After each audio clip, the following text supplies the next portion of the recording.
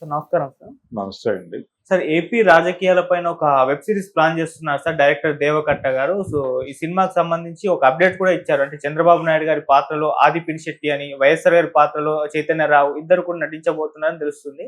మరి సినిమా ఏ time period లో నడుస్తుంది, ఏ విధంగా ఉండబోతుంది అంటారు సార్? మీరేం చెప్తారు దీని గురించి? అంటే ఒక రకంగా 78 ఎన్నికలు, 78 ఎన్నికల పూర్వరంగము అలా నడుస్తుంది కథ. అంటే రాయలసీమ నుంచి, తిరుపతి యూనివర్సిటీ నుంచి ఒకరు, పులివెందుల నుంచి ఇంకొకరు రాజకీయాల్లోకి ఎంటర్ అయ్యి ఇద్దరు 78లో మొదటిసారిగా అసెంబ్లీలోకి ప్రవేశించారు. చంద్రబాబు, వైఎస్ రాజశేఖర రెడ్డి. అయితే రాజశేఖర రెడ్డి అప్పుడు రెడ్డి కాంగ్రెస్ నుంచి పోటీ చేశాడు. బ్రహ్మానందరెడ్డి గారు ఇందిరాగాంధీని బయటికి పంపించేసిన తర్వాత దాన్ని రెడ్డి కాంగ్రెస్ అని, ఇందిరాగాంధీ గారు ఏర్పాటు చేసుకున్న పార్టీని ఇందిరా కాంగ్రెస్ అని వ్యవహరించేవారు. ఈ రెండు పార్టీలే ఆ ఎన్నికల్లో తలబడ్డాయి. ప్రధానంగా జనతా పార్టీ పక్కకి వెళ్ళిపోయింది. ఈ సమయంలో రెడ్డి కాంగ్రెస్ నుంచి కూడా ఇక్కడ నిలబడ్డారు. వెంగళరావు గారు ఆ రోజున ఆ శిబిరానికి నాయకత్వం వహించాడు. యువతల వైపు చెన్నారెడ్డి గారు, అలాగే నాదెండ్ల భాస్కర్రావు, ఇలాంటి చాలామంది నాయకులు ఉన్నారు ఇక్కడ. ఈ కాంపౌండ్లో నుంచి చంద్రబాబు నాయుడు గారు టికెట్ సంపాదించుకున్నాడు రాజగోపాల్ నాయుడు గారి ఆశీర్వాదంతో. అక్కడ వైఎస్ రాజశేఖర రెడ్డి రెడ్డి కాంగ్రెస్ నుంచి టికెట్ సంపాదించుకున్నాడు. ఆవు దూడ గుర్తు మీద గెలిచాడు. ఆవు దూడ గుర్తు మీద గెలిచింది ఇద్దరే. అందులో ఓ పెద్ద ఆవిడ, రాజశేఖర రెడ్డి ఇద్దరు ఉండేవారు. వాళ్ళిద్దరూ అసెంబ్లీకి వచ్చినప్పుడు ఆవు దూడల్లా ఉన్నారని మాట్లాడుకునేవారు ప్రపంచం. ఇలా అసెంబ్లీకి వచ్చిన తర్వాత ఆ తదుపరి రోజుల్లో ఆవు దూడ కాంగ్రెస్, ఐ కాంగ్రెస్ మళ్ళీ మెర్జ్ అయిపోయి కాంగ్రెస్గా మారిపోయి, ఒకే కాంగ్రెస్గా మారిపోయిన తర్వాత బ్రహ్మానందరెడ్డి గారికి ఢిల్లీలో మంచి పదవి ఇచ్చారు. ఇలా ఆయన గొడవ నడిచిపోయింది. అలా రాజకీయ అంటే భిన్నమైనటువంటి పార్టీల నుంచి గెలిచి అసెంబ్లీలోకి వెళ్ళినటువంటి వీళ్ళిద్దరి మధ్య ఒక స్నేహం నడిచింది. ఆ స్నేహంతో పాటు ఎవరి పథకాలలో వాళ్ళు, వాళ్ళ పథక రచనలో వాళ్ళు ఉండేవాడు. ఇద్దరి టార్గెట్ ముఖ్యమంత్రి కావటమే.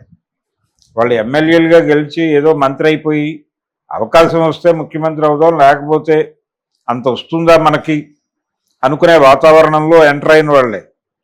కానీ వైఎస్ రాజశేఖర రెడ్డికి ఎమ్మెల్యే అయిన మొదటి రోజే మనం ముఖ్యమంత్రి కావాలి అనే ప్రోగ్రాం ఉంది, చంద్రబాబుకి ఉంది.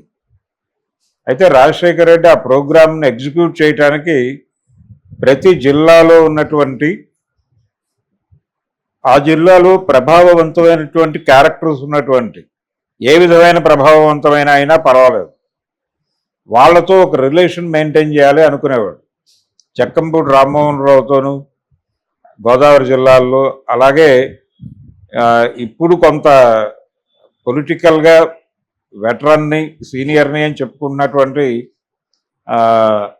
ఆయన రాజమండ్రికి చెందినటువంటి ఒక రాజకీయ, గతంలో ఎంపీ చేసినటువంటి రామోజీరావు మీద కేసులు వేసినటువంటి ఓ పెద్ద మనిషి ఉన్నాడు. ఆయన మీడియాలో తరచూ మాట్లాడుతూ ఉంటాడు. వారి పేరు ప్రపంచానికి తెలుసు.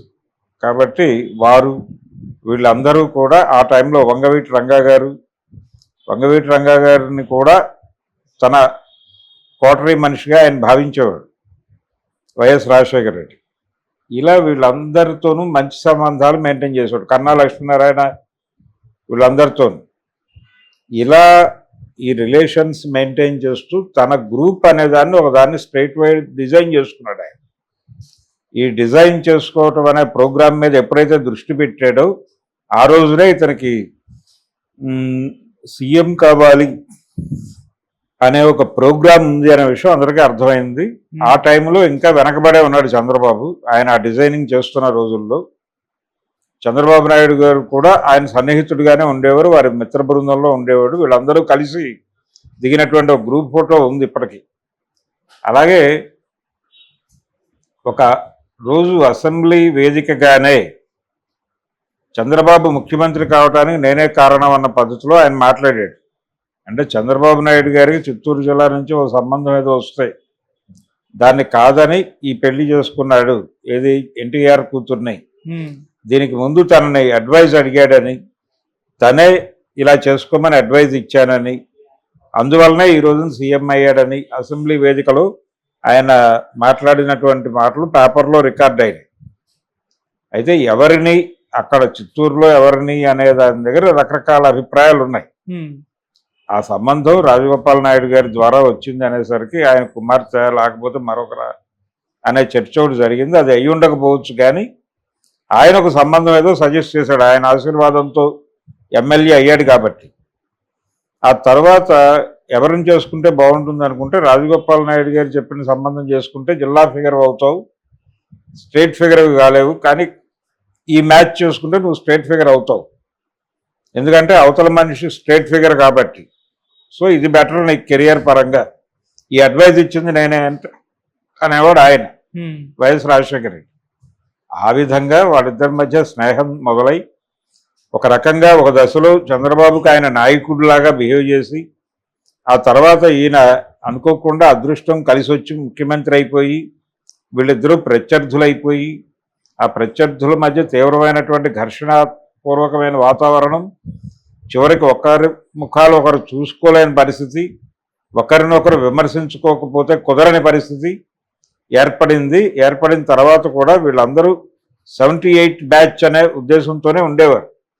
78 ఎన్నికల నుంచి ఉద్భవించిన నాయకులం మనందరం కలిసికట్టుగా ఉండాలి అనేటువంటి ఒక స్పిరిట్ కూడా క్యారీ అయ్యేది వీళ్ళల్లో. అప్పుడప్పుడు కలుసుకునేవాళ్ళు, ఆ టీం అంతా కలుసుకునేది అప్పుడప్పుడు. అక్కడ వరకే కన్ఫైన్ అయ్యేవారు, ఆ పార్టీ వరకు సరదాగా మాడుకుని బయటకు వచ్చేసారు. ఇలా వైఎస్ రాజశేఖర రెడ్డి నవ్వు మీద ఆయన పార్లమెంట్ వేదికగా చాలా కామెంట్స్ చేశాడు చంద్రబాబు నాయుడు గారు.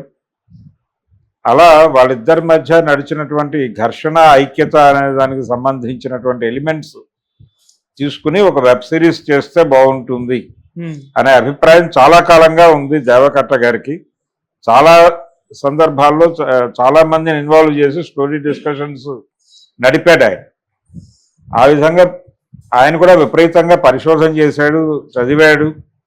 ఇలా చదివి అర్థం చేసుకున్నటువంటి కంటెంట్ను ఒక దగ్గరికి తీసుకొచ్చి పెట్టేటువంటి ప్రయత్నం చేస్తున్నాడు. ఇప్పుడు ఆయన ఎమోషనల్గా డెమోక్రటిక్ పాలిటిక్స్ అంటే ఎన్నికల రాజకీయాలు, ఈ ఎన్నికల రాజకీయాలలో పైకి కనిపించని నెత్తురు, పైకి వినిపించని హింస ఉంటుంది. వీటిని ప్రొజెక్ట్ చేయటం అనేది చాలా కసరత్తు, అది అసిధారావ్రతం లాంటిది అని మణిరత్నం లాంటి వాడు కూడా మాట్లాడేశాడు. మరి ఈ వెబ్ సిరీస్లో వీళ్ళిద్దరి మధ్య ఘర్షణ ఐక్యతల్ని ఆయన ఎలా ఆవిష్కరిస్తాడు, వీళ్ళ నేపథ్యాలని ఎలా ప్రొజెక్ట్ చేస్తాడు, ఈయన బ్యాక్గ్రౌండ్ ఆయన బ్యాక్గ్రౌండ్ని ఎలా కంపేర్ చేస్తూ స్టోరీ నడుపుతారనేది అయితే ఇంట్రెస్టింగ్ ఎలిమెంటే. ఆ కాలంలో ఏం జరిగింది అనేది, ఆ కాలంలో చాలా పాత్రలు రావచ్చు దీనిలో, రంగా మర్డర్ ప్రస్తావన కూడా ఉండవచ్చు. ఇలా ఒక కాంటెంపరీ